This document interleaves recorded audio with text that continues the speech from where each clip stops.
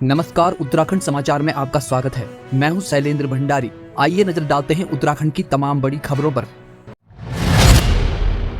प्रदेश में निकाय चुनाव का रास्ता साफ हो गया है। प्रवर समिति ने 2011 की जनगणना के आधार पर ओबीसी आरक्षण की अनुमति दे दी है, जैसा कि 2018 के चुनाव में हुआ था। बैठक में संसदीय कार्य मंत्री प्रेमचंद अग्रवाल के नेतृत्व में भाजपा और कांग्रेस विधायकों ने भाग लिया। अब 10 नवंबर को हाईकोर्ट में चुनाव कार्यक्रम प्रस्तुत किया जाएगा। समिति का कार्यकाल बढ़ाने के लिए विधानसभा अध्यक्ष से अनुरोध किया जाएगा, क्योंकि वर्तमान में कार्यकाल 8 अक्टूबर को समाप्त हो रहा है। मुख्यमंत्री पुष्कर सिंह धामी ने रुद्रप्रयाग में कई महत्वपूर्ण घोषणाएं की, जिसमें सख्त भू कानून जल्द लागू करने का वादा किया। उन्होंने केदारनाथ के विकास और वैकल्पिक मार्ग निर्माण की भी स्वीकृति दी। सुमारी को नगर पंचायत बनाने की घोषणा के साथ मुख्यमंत्री ने 195 करोड़ से अधिक की 141 योजनाओं का लोकार्पण किया। उन्होंने केरार ब्रांड के तहत स्थानीय उत्पादों को बढ़ावा देने और महिलाओं की आजीविका सुधारने पर भी जोर दिया। भगवानपुर के प्रेमराजपुर गांव में एक गैंगस्टर ने पुरानी रंजिश में रिटायर्ड शिक्षक के घर पर ताबड़तोड़ फायरिंग कर दी, जिससे शिक्षक गंभीर रूप से घायल हो गए। परिवार ने घर में छिपकर अपनी जान बचाई।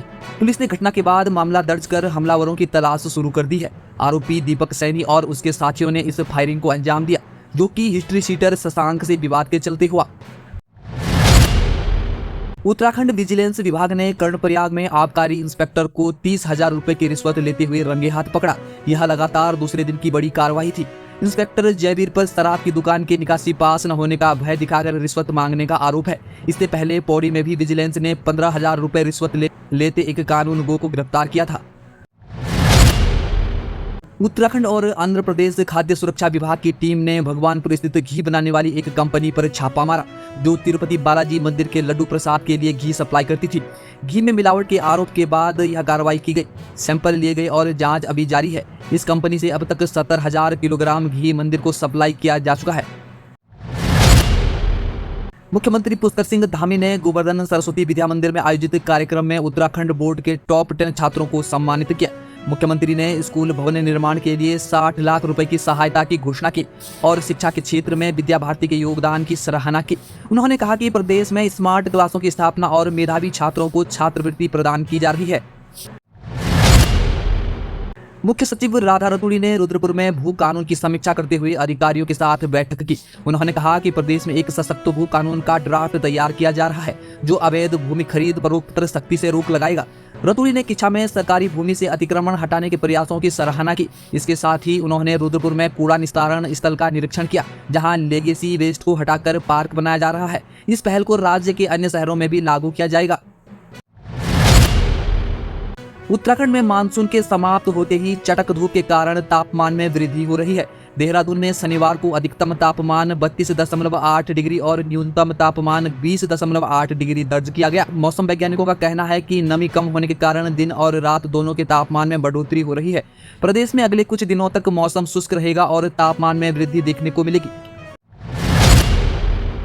उत्तराखंड पावर कॉर्पोरेशन लिमिटेड ने स्मार्ट प्रीपेड मीटर लगाने की योजना शुरू की है, जिससे उपभोक्ता 100 रुपए के रिचार्ज से भी बिजली का उपयोग कर सकेंगे। यूपीसीएल के एमडी अनिल कुमार ने कहा कि यह मीटर उपभोक्ताओं के लिए बेहद सुविधाजनक होगा। रिचार्ज खत्म होने पर शनिवार और रविवार को बिजली कनेक्शन नहीं कटेगा और 15 मिनट के अंदर कनेक्शन स्वतः चालू हो जाएगा।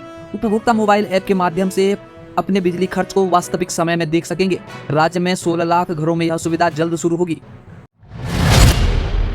उत्तराखंड शासन ने डेयरी विकास विभाग के सहायक निदेशक निर्भय नारायण सिंह को 30 लाख रुपए से अधिक की वित्तीय अनियमितताओं के आरोप में निलंबित कर दिया है।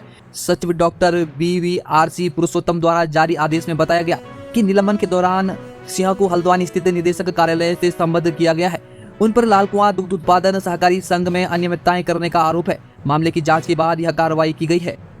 आर्मेनिया में फंसे 2 युवकों के वायरल वीडियो के बाद पुलिस ने एक कंसल्टेंसी पर छापा मारा, जहां से कई फर्जी ऑफर लेटर और पासपोर्ट बरामद हुए। इस कंसल्टेंसी ने युवाओं को विदेश भेजने के नाम पर ठगा था। संचालक दंपति और उनके सहयोगियों के खिलाफ केस दर्ज किया गया है। पुलिस को पता चला कि यह फर्म सोशल मीडिया के जरिए युवाओं को निशाना बनाती थी। फर्जी ऑफर लेटर और अन्य दस्तावेज मौके से जब्त किए गए हैं। फिलहाल आरोपियों की तलाश की जा रही है। उत्तराखंड के आईटी सिस्टम पर साइबर हमले की पुष्टि हो गई है, लेकिन इसका स्रोत अब तक पता नहीं चल पाया है। एसटीएफ और साइबर पुलिस की 20 से अधिक विशेषज्ञों की टीम हमले की जांच कर रही है। 3 दिनों से सरकारी वेबसाइटें बंद हैं, लेकिन कुछ वेबसाइटों को स्कैनिंग के बाद पुनः चालू किया गया है। विशेषज्ञ तेजी से एंटीवायरस अपडेट कर रहे हैं। एसटीएफ के एसएसपी नवनीत भुल्लर ने कहा कि केंद्र की तकनीकी टीमों के साथ मिलकर हमले के स्रोत की पहचान करने का प्रयास किया जा रहा है। उत्तराखंड सरकार परिवार पहचान पत्र लागू करने की तैयारी कर रही है, जिससे प्रदेश के परिवारों की सटीक जानकारी और योजनाओं का लाभ उठाने वाले लोगों का डेटा जुटाया जाएगा। यह योजना हरियाणा की परिवार पहचान पत्र मॉडल से प्रेरित है, लेकिन इसमें नई सुविधाओं को जोड़ा जा रहा है। इस डेटा से सरकार को यह जानने में मदद मिलेगी कि किन परिवारों ने योजनाओं का कितने बार लाभ उठाया है। योजना के संचालन और मॉनिटरिंग के लिए पोर्टल तैयार किया गया है। यह डेटा भविष्य में नई योजनाओं की रूपरेखा तय करने में भी मदद करेगा। हरिद्वार में धरना प्रदर्शन के दौरान भीम आर्मी चीफ और सांसद चंद्रशेखर आजाद ने अपनी जान को खतरा बताते हुए कहा कि उनकी हत्या भी माफिया अतीक अहमद की तरह की जा सकती है। पत्रकारों से बहस करते हुए उन्होंने खुद की तुलना अतीक से की, जिनकी हत्या पत्रकार बनकर आए लोगों ने की थी। इस दौरान उन्होंने कहा कि किसी पर भी भरोसा नहीं किया जा सकता। चंद्रशेखर और विधायक उमेश कुमार धरना छोड़कर चले गए, जिससे कई सवाल उठ रहे हैं कि उन्हें किससे खतरा है। उत्तराखंड में भू कानून को लेकर गढ़रत्न नरेंद्र सिंह नेगी ने कहा कि प्रदेश की जमीनें बाहरी लोग खरीद रहे हैं, जिससे स्थानीय निवासियों को भविष्य में भूमि का संकट हो सकता है। उन्होंने युवाओं द्वारा इस मुद्दे को जोर शोर से उठाने की सराहना की और सरकार से सशक्त भू कानून लाने की मांग की। नेगी ने यह भी कहा कि अगर लव जिहाद जैसी घटनाएं होती हैं तो ऐसे मामलों पर कड़ी कार्रवाई होनी चाहिए।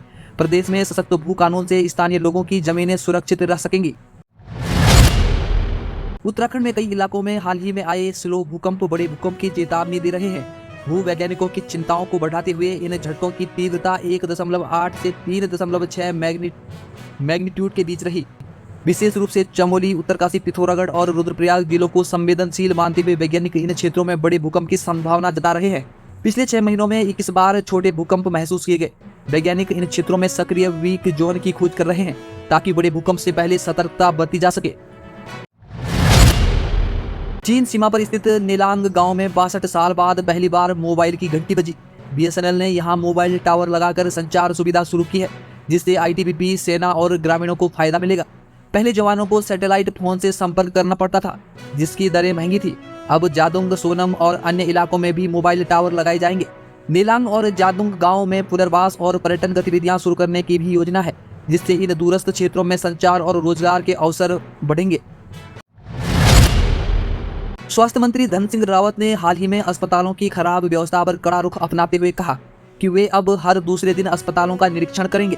थलीसैंण के सामुदायिक स्वास्थ्य केंद्र में डीएम आशीष चौहान की छापेमारी के बाद स्वास्थ्य सेवाओं की खामियां उजागर हुई थी। इसके बाद मंत्री ने डीएम और एसडीएम को भी निरीक्षण के आदेश दिए। उन्होंने पौड़ी में मुख्य चिकित्सा अधिकारी कार्यालय का लोकार्पण भी किया और स्वास्थ्य सेवाओं में सुधार के लिए जल्द ही डॉक्टरों की नियुक्ति और अन्य सुविधाओं की घोषणा की। महिला एवं बाल विकास मंत्रालय द्वारा महिलाओं के खिलाफ अपराधों से निपटने के लिए वन स्टॉप सेंटर की स्थापना की गई है। इस सेंटर के माध्यम से महिलाएं बिना कोर्ट या पुलिस के चक्कर लगाए आसानी से न्याय पा सकती हैं। किसी भी महिला द्वारा 181 हेल्पलाइन पर कॉल करके मदद ली जा सकती है। पीड़ित महिलाओं को अस्थायी निवास, काउंसलिंग और न्यायिक मदद भी दी जाती है। उत्तराखंड के सभी जिलों में यह सेवा उपलब्ध है, जो साइबर अपराध और स्टॉकिंग जैसी समस्याओं में भी सहायता प्रदान करती है। टनकपुर में रेलवे प्रशासन ने भूमि से अतिक्रमण हटाने के लिए विशेष अभियान चलाया, जिसमें 3 मंजिला होटल और रिक्शा स्टैंड को ध्वस्त किया गया। जेसीबी और पोकलैंड की मदद से की गई इस कार्रवाई के दौरान पुलिस और रेलवे अधिकारियों की भी भारी तैनाती रही। रेलवे ने चंपावत जिला जज के आदेश का पालन करते हुए 132 अतिक्रमण हटाने का दावा किया है। स्थानीय प्रशासन की निगरानी में यह कार्रवाई जारी रहेगी। कैंची धाम से हल्द्वानी जा रही बस में ड्राइवर की सीट के नीचे अजगर मिलने से हड़कंप मच गया। यात्रियों में अफरा तफरी फैल गई। हालांकि ड्राइवर सुरक्षित रहा। वन विभाग की टीम ने अजगर का रेस्क्यू किया और उसे जंगल में छोड़ा। माना जा रहा है कि अजगर टायरों के माध्यम से बस में घुसा था। यह घटना हल्द्वानी पहुंचने के बाद सामने आई, जब एक यात्री ने अजगर को देखा। बस चालक और प्रबंधन ने तुरंत वन विभाग और पुलिस को सूचित किया, जिससे घटना का समाधान किया गया। औली में चल रहे भारत कजाकिस्तान संयुक्त सैन्य अभ्यास काजिद के दौरान हथियारों और उपकरणों की प्रदर्शनी का आयोजन किया गया। भारतीय और कजाकिस्तान बलों के बीच सामरिक फायरिंग और प्रशिक्षण का आदान प्रदान हुआ। भारतीय दल ने कुमाऊं रेजिमेंट का नेतृत्व किया और फायरिंग के अलावा आर्मी मार्शल आर्ट, योग और रॉक क्राफ्ट जैसे सत्रों में भाग लिया। यह अभ्यास 13 अक्टूबर तक चलेगा। इस अभ्यास का उद्देश्य दोनों देशों के बीच आपसी तालमेल को मजबूत करना है और इसे भारतीय वायुसेना और अन्य सहायक बलों ने समर्थन दिया।